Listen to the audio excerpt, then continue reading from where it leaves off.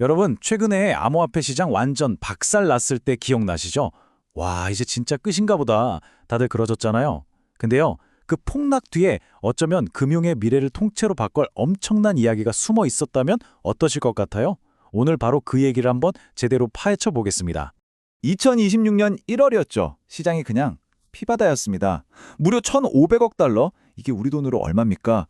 이 돈이 그냥 허공으로 사라져버린 거예요. 특히 비트코인이 그토록 중요했던 9만 달러 선이 와르르 무너지면서 정말 엄청난 충격을 줬죠. 이러니까 패닉이 순식간에 퍼질 수밖에 없었죠. 2024년부터 진짜 좋았는데 이 긴 상승장도 이제 끝나는구나 하면서 다들 공포에 떨었던 기억 아마 있으실 겁니다. 자, 그런데 말이죠. 여기서부터 뭔가 좀 이상한 흐름이 감지됩니다. 암호화폐는 이렇게 폭락하고 있는데 완전 반대로 금 같은 전통적인 안전자산은 가격이 막 하늘 높은 줄 모르고 치솟고 있었다는 거예요. 아니 이게 대체 무슨 상황이죠? 이게 바로 그 유명한 거대한 분리, 그러니까 디커플링 현상입니다. 보세요. 금이랑 은은 막 사상 최고치 찍으면서 축제 분위기인데 비트코인만 혼자서 힘없이 주저앉은 거죠. 왜? 도대체 왜 이런 극과 극의 상황이 펼쳐졌을까요? 시장이 보내는 신호도 완전 제각각이었어요. 한쪽에선 차트 분석가들이 이거 데스크로스 떴다, 최악의 신호다 라고 경고하는데 다른 한쪽에선 마이크로 스트래티지 같은 소위 스마트머니들이 이걸 미친 듯이 사들이고 있었던 거죠. 아니 누구 말이 맞는 겁니까? 진짜 무슨 일이 벌어지고 있었던 걸까요? 자, 이제부터 진짜 범인을 한번 찾아보죠. 근데 이게 정말 놀라운 게 이번 폭락의 원인이 암호화폐 시장 내 부에 있었던 게 아니에요. 범인은 바로 전 세계 돈의 흐름, 즉 글로벌 유동성에 있었습니다. 첫 번째 단서는 정말 예상치도 못한 곳에서 터졌습니다. 바로 도쿄였어요. 일본 국채 금리가 갑자기 1990년대 이후 최고 수준으로 확 튀어오른 겁니다. 다들 그냥 지나쳤지만 사실 여기가 바로 글로벌 금융시장의 거대한 뇌관이었던 거죠. 이게 완전 결정타였어요. 엔캐리 트레이드라고 들어보셨죠? 아주 싼 이자로 일본 엔화를 빌려서 전 세계 위험 자산에 투자하는 건데 이게 수십 년간 시장을 떠받쳐 왔거든요. 근데 일본 금리가 오르니까 이 돈들이 썰물처럼 쫙 빠져나가기 시작한 거예요. 이 거대한 값싼 돈의 수도꼭지가 딱 잠기니까 그 충격을 가장 먼저 그리고 가장 세게 받은 곳 중 하나가 바로 암호화폐 시장이었던 겁니다. 이게 또 엎친 데 덮친 격이었죠. 트럼프 행정부가 갑자기 막 그린란드를 산다느니 무역 전쟁을 한다느니 이런 예측 불가능한 행동을 하니까 지정학적 불안감이 확 커진 거예요. 투자자들은 와, 이러다 시스템 전체가 흔들리는 거 아니야? 하는 공포에 휩싸여서 가장 안전하다고 생각하는 금으로 그냥 막 달려간 거죠. 자, 그럼 정리를 좀 해볼까요? 지금 우리가 겪고 있는 이 혼란, 이건 끝이 아닙니다. 오히려 새로운 시대가 열리기 위한 뭐랄까, 성장통 같은 거죠. 금융 대기업 피델리티가 제시한 아주 기가 막힌 비유가 있는데 바로 컨테이너 비유거든요. 이걸 들어보시면 하고 모든 게 딱 맞아 떨어질 겁니다. 여러분, 1950년대 이전의 항구를 한번 상상해 보세요. 막 크기도 모양도 제각각인 상자, 자루들이 뒤죽박죽 쌓여 있고 정말 비효율의 끝판왕이었겠죠? 그런데 이때 모든 걸 바꿔버린 단순한 발명품이 등장합니다. 바로 규격화된 선적 컨테이너죠. 이 네모난 강철 상자 하나 때문에 전 세계 물류 비용이 무려 90%나 줄어들었다는 거 믿어지세요? 자, 그리고 이 이야기가 바로 지금 암호화폐 시장에서 벌어지고 있는 일을 정확하게 설명해 줍니다.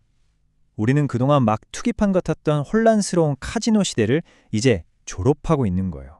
그리고 모든 것이 표준화되고 효율적으로 돌아가고 진짜 실질적인 가치를 만들어내는 바로 그 컨테이너 시대로 막 진입하고 있는 겁니다. 이 새로운 컨테이너 시대의 핵심이 뭐냐면 토큰이 진짜 주인 대접을 받기 시작했다는 거예요. 이게 무슨 말이냐면 토큰이 더 이상 그냥 도박칩처럼 사고 파는 투기 수단이 아니라는 거죠. 마치 주식처럼 실제로 돈을 벌어다주는 생산적인 자산으로 진화하고 있다는 뜻입니다. 그리고 이건 그냥 상상이 아니라 이미 현실에서 벌어지고 있는 일입니다. 우리가 잘 아는 주식이랑 똑같아요. 회사가 이익 나면 주주한테 배당금 주잖아요. 그것처럼 프로토콜이 번 수수료를 토큰 가진 사람들한테 나눠주는 거죠. 아니면 자사주 매입하듯이 토큰에 다시 사들여서 소각해버려요. 그럼 당연히 토큰 가치가 올라가겠죠? 자, 그럼 이 멋진 새 금융 컨테이너에는 대체 어떤 화물이 실리게 될까요? 바로 실물 연계 자산, 요즘 정말 핫한 RWA입니다. 이것도 그냥 그렇게 될 거다 하는 예측이 아닙니다. 이미 2026년 1월에 블록체인 위에서 거래되는 미국 국채 토큰 규모가 100억 달러를 넘어섰어요. 이건 정말 새로운 역사가 시작됐다는 신호탄이죠. 이게 바로 미래 금융의 물류 시스템이라고 보시면 돼요. 간단합니다. 온도 같은 발행사가 현실 세계의 자산을 멋지게 포장해서 상품으로 만들어요. 그럼 체인링크 같은 연결자가 이 상품이 진짜인지 아닌지 데이터를 검증해주고요. 마지막으로 이더리움 같은 블록체인이 이걸 전 세계로 실어 나르는 초고속 물류망 역할을 하는 거죠. 자, 그럼 가장 중요한 질문이죠.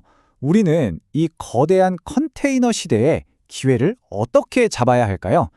지금부터 이 새로운 금융 생태계의 각 부분을 대표하는 핵심 자산 3가지를 보면서 우리만의 전략을 한번 짜보겠습니다.